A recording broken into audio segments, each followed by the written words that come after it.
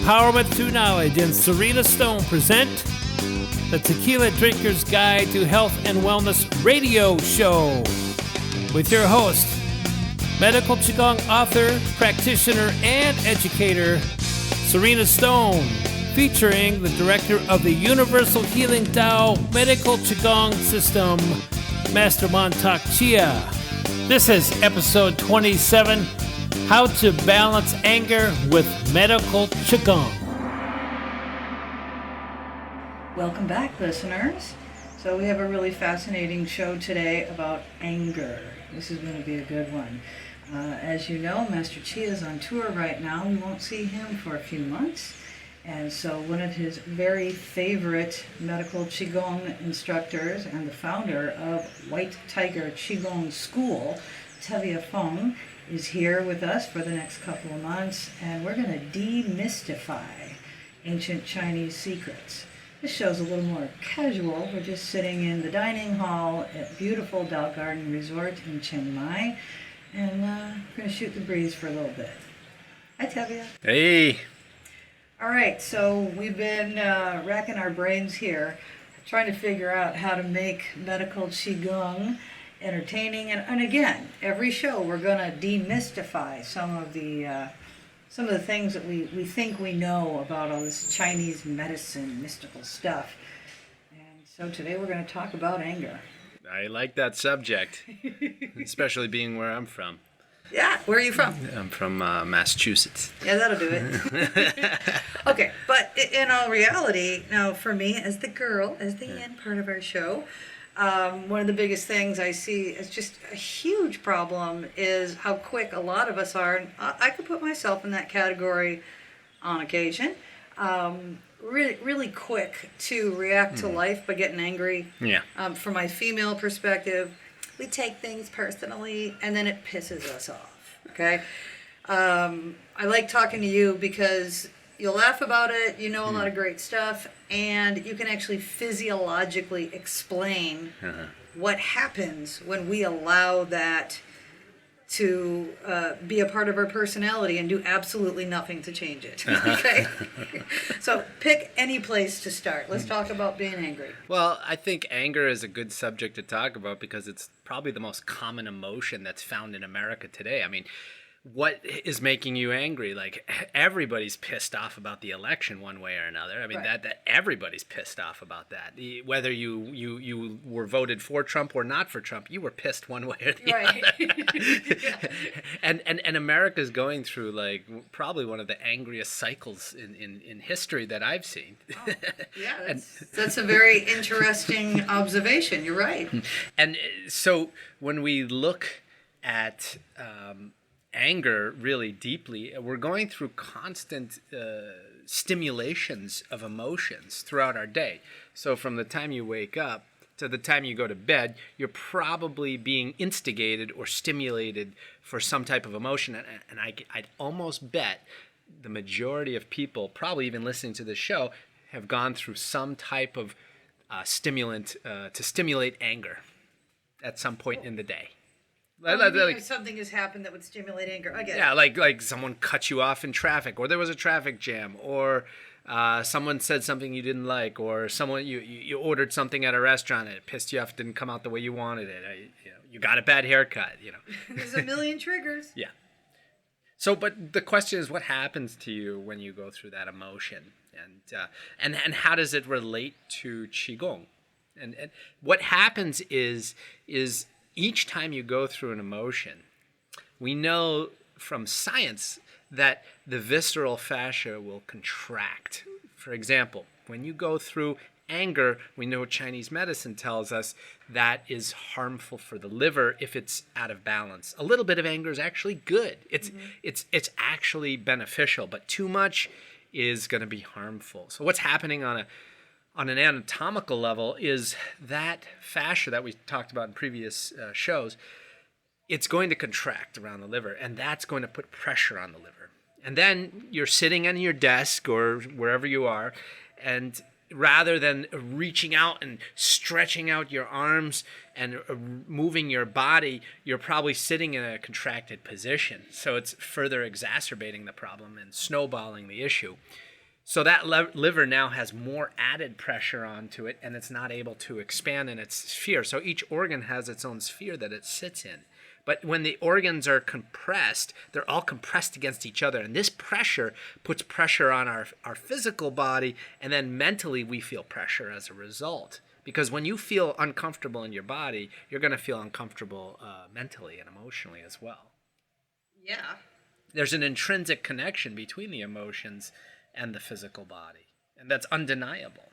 So I think I've always thought it was so fascinating that thousands of years ago, right, we say in the Taoist monks, just brought these practices at least 5,000, maybe more years ago. And so for the liver practice, we inhale kindness, and exhale anger. I mean, and now we're finding out physiologically they're totally right. Yes. Okay, when the liver, Master Chia, he likes to demonstrate this issue of the angry liver by calling to our attention the angry drunk. Okay, they're very nice sometimes in the beginning of the night, and right, they're drinking, oh happy, and then like they hit this point where they're just horrible. And frankly, the next day, who is nice? Well, the liver is being overtaxed with the hangover, right? Trying to get all that poison out. It's true, and I could talk about other organs, and we will in other shows, but these guys were right. Yeah. So, okay, so what we're saying here is when these bouts of anger happen, so first of all, we have to recognize it. Oh, I am imbalanced in my anger, which is what most of us don't say when we're angry. But if you can have that kind of recognition, like, hey, I'm so angry that, like you said, I don't know, 1 or 2 shows ago, this is actually dangerous. This is hurting my liver now, and I kind of need my liver to live. It seems to me that the first thing we have to do is just be aware I'm very angry. Now, we have physical reasons with the liver why that's dangerous, I'm assuming? Yes, absolutely. You want to elaborate a little bit? You mean you're talking in terms of liver disorders, liver diseases? Yeah, liver cancer? I mean, is that what you're speaking about? Well, let's look at it like this. Okay. How about even something more mild? So, because people may not buy that being angry is actually damaging their liver. You just talk to them about, right, the fascia, twisting up the liver. I have a perfect example for you. So we know that drinking affects the liver in a negative way. So let's take a person, and a typical example would be actually a college student going out and drinking at night, becoming very angry, and then getting into a fist fight at about 2 in the morning, 3 in the morning. Right? So we know that as they drink more, progressively more, people can become angry. So that's a perfect example of how we can see that damaging the liver actually has a direct effect with the emotions. Damaging an organ has a direct effect with the emotions. That's a concrete example. And there are, like you said, the angry drunk. There's a lot of angry drunks. And what does that, lead to over time when you're having this compression on an organ, you're having this constant pressure on an organ, the circulation can't flow there, the blood can't flow. And when we have stagnation, that's the start of disease. And so when circulation can't flow freely and smoothly, we develop, think of it like a dam. You're damming up your blood lines, your circulation to that organ, and it's going to build up and pressurize, and that organ's not going to be able to be fed the nutrients that oxygen-rich blood can deliver to it. And then that just opens the door to all kinds of problems. Oh yeah, then you get and then it becomes weak. It becomes weak over time, and each organ, as we know, is interrelated to each other. So that liver now is going to affect the heart in some way. And each organ has this relationship with each other. So it starts to throw your whole system out of balance at a point. And what does the liver do? We know it works with the blood. So if your blood can't reach the liver because it's so stuck and so blocked up, you're going to have a real big problem. You know, what occurs to me also is that some of us, maybe we go to work and we get angry about the things going on around us, but you can't say anything if you want to keep your job and feed your family. So then they go home, we eat. Yeah. Okay? And we all know what junk food and too much fats do to the liver. It makes a fatty liver, and the liver just simply cannot function. I think there's so many ways that this kind of anger, especially repressed anger, is damaging to the liver. We could probably sit here and make a list, but listeners, I hope you're getting it, that in any number of ways, whether it be roundabout, like repressing your anger, going home and eating, or getting into a fist fight, or doing some damaging thing to the body that damages the liver even more, excessive amounts of anger, aside from maybe getting you fired and screwing up your relationships, what Tevia and I really want you to get is that every day you spend in excessive negativity, and again, a little bit is okay, but every day you spend in excessive negativity, you are breaking down the body. Now, in my field, in Chine Sung, we absolutely believe 101% that the body is the mirror of the mind. So as a practitioner, I just dig right into that liver, go on in under the ribs, and if that liver is sore, extended, hot, that's a big one, too hot, too cold, not moving at all, well, we have an issue. And there's always, 100% of the time, repressed anger in that liver. It eventually unwinds and comes out, and you remember when you were, 4 years old, and and I'm telling you, the mind, we definitely believe that the body reflects the mind. Excessive amounts of anger starts to break down the body, but the liver gets it first. And what can you do about it? That's the question. One of the most valuable lessons I ever learned, and I use it as a tool to this day, is every time I go through an emotion, I become aware of what's happening to me physically on a physiological level. So when I go through anger, I notice sometimes I clench my teeth, I shrug my shoulders, or I start to make fists. And then that's kind of scary. That's the most external method. That's if I get really angry. I go through progressions. So then I start to become aware of what's happening in the core of my body. I start to get hunched over a little bit. So contract. Yeah, you're contracting, exactly. So it's a contracting reaction. And so what do we need to do is we need to always counteract. What medical QiGong has taught me is that I need to counterbalance anything that's happening in order to bring balance. So if I'm contracting, I need to expand. So we have these liver exercises, like something even any listener here could do really simply. You don't even have to do it as QiGong, but you take your hands, you interlace your fingers, you raise them over your head like you're stretching up, like you're stretching your back, and then you stretch to your left side, and that's going to expand the liver in its sphere.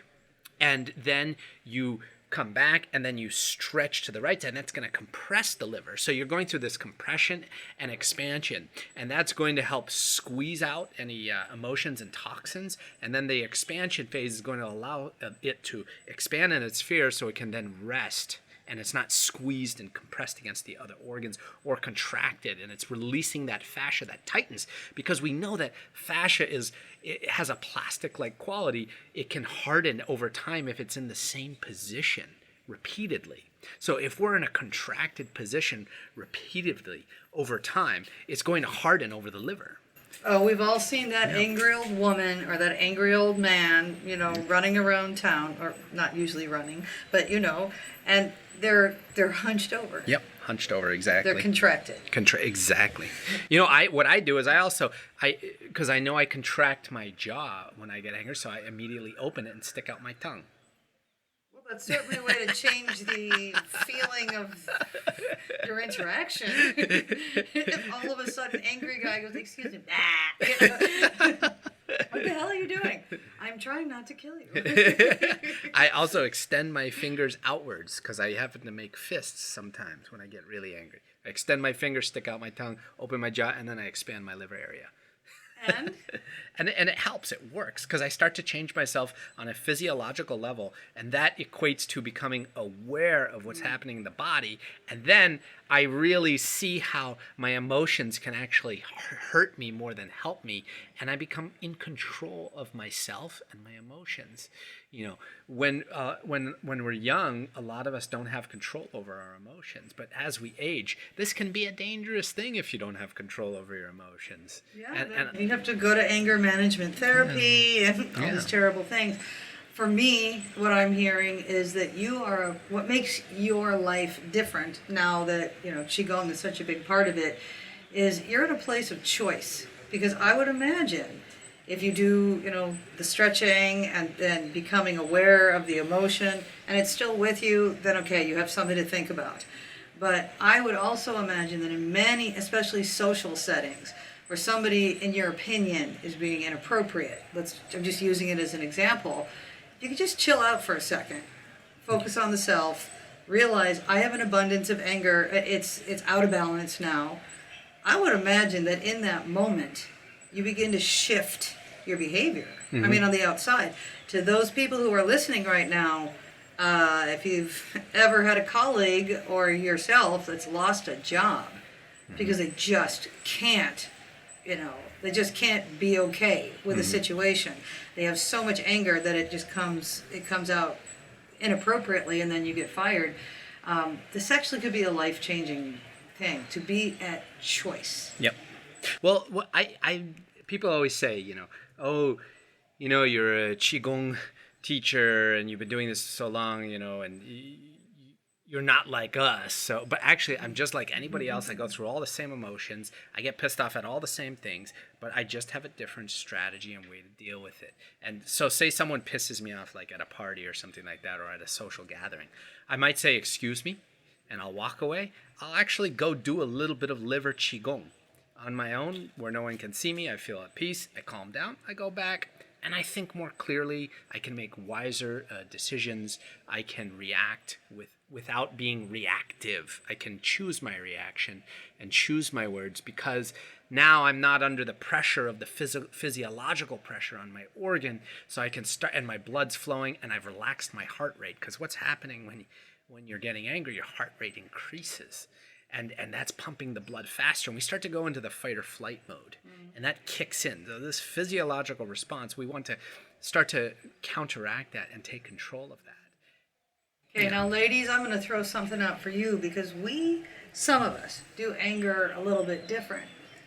Just imagine, what happens when you get angry especially at another person, and just launch right in and say what's on your mind. Without thinking about it, you're just mad and you react.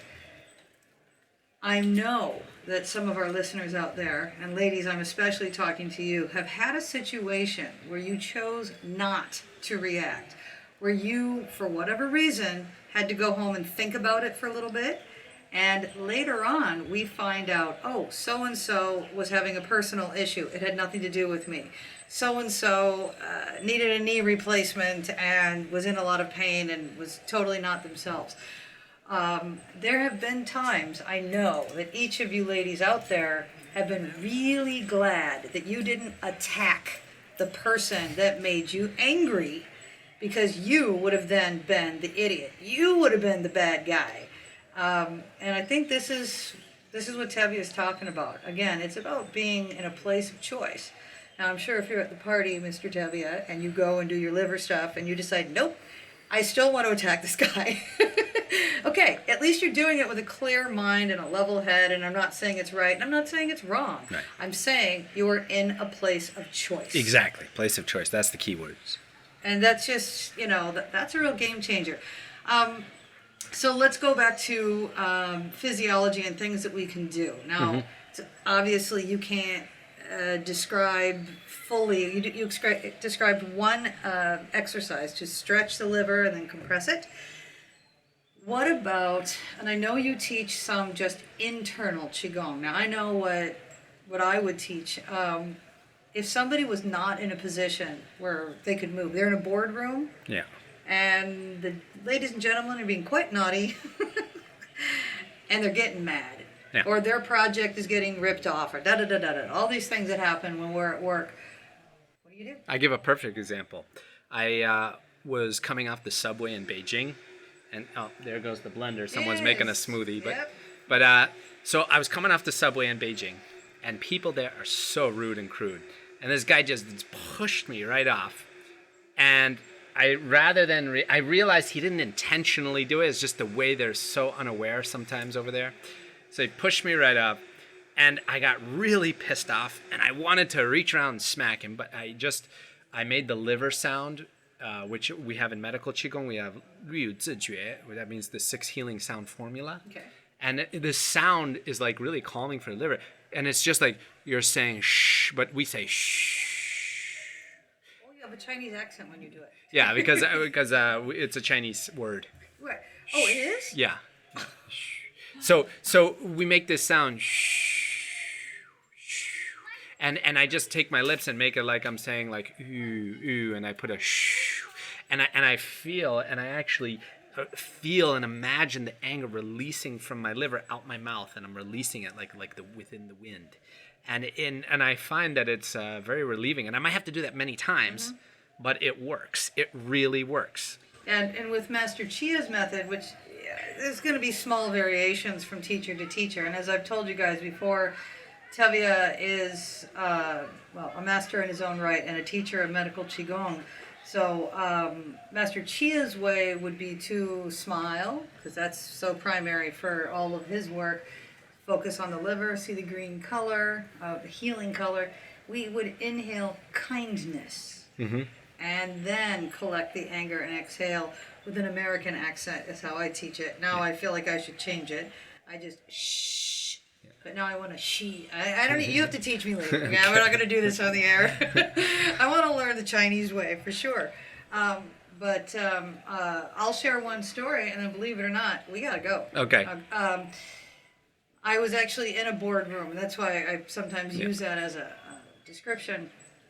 And the men around me really were being naughty. I was the only girl in the room, and we're talking about making a movie and da-da-da-da-da, and they are just attacking each other, and they're totally ignoring me. And I just smiled to my liver, breathed in the green color of kindness, exhaled in my American accent, shh. By the time I did this, I would say 3 times, everybody had stopped talking and was looking at me. And said, "What are you doing?" And I said, "I'm smiling to my liver. This room is so full of anger. I'm really uncomfortable with the way you're treating each other. So I'm just trying to, it's bringing up my own shit. So I'm just trying to transform my own anger into kindness now so I could participate." Well, it just gave them, just the revelation, like, hey, there's a girl in the room and you guys are acting like you're in a wrestling ring. It did change. It did shift. It shifted the energy. It shifted the meaning. And no, folks, I don't think either one of us is suggesting that you go to work and shh at people. But you can do this subvocally. Yeah, absolutely. Smile to your liver. I'm going to add that. I'm a girl. I get to do it. Breathe in. Do you have a positive emotion in your system that you breathe in, or are we just exhaling anger? Well, when I breathe in fresh air. And I imagine fresh... We call it fresh chi, but it's really just fresh air, fresh energy around you, just feeling that and coming in, and I breathe in the color. So I imagine like what makes me feel good, and that's associated with the color green. Okay. And that is rich pine forest. So I imagine just rich pine air, penetrating my liver and filling myself, and I see pine forests, and I feel so good. Yeah. And actually, just like a couple of hours ago, I led a guy on a liver meditation, and I also like pine forests. I like the redwoods, but for them, I just say the most beautiful forest, and we bring that thought into the liver. So whether you breathe in kindness, whether you identify your liver with a beautiful green forest, it's all good. But exhale that anger, folks, and you've heard the healing sound. Shh, or with a Chinese accent. Shh. Okay. There's a little something that we have to share with you guys, and it's been a pleasure. Thanks, Tevia. Yeah. Next time, let's talk about fear. I got a really cool story for you about fear. Okay. All right. Come back in 2 weeks. We're going to talk about fear with Tevia Feng. Bye, guys. Bye.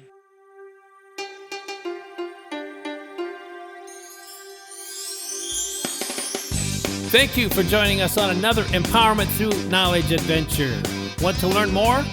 Find Master Chia at mantakchia.com. That's mantakchia.com. Find more medical Qigong lessons, books, and information about studying directly with Sarina at sarinastone.com. sarinastone.com. Thanks for listening. If you like what you learned, subscribe today.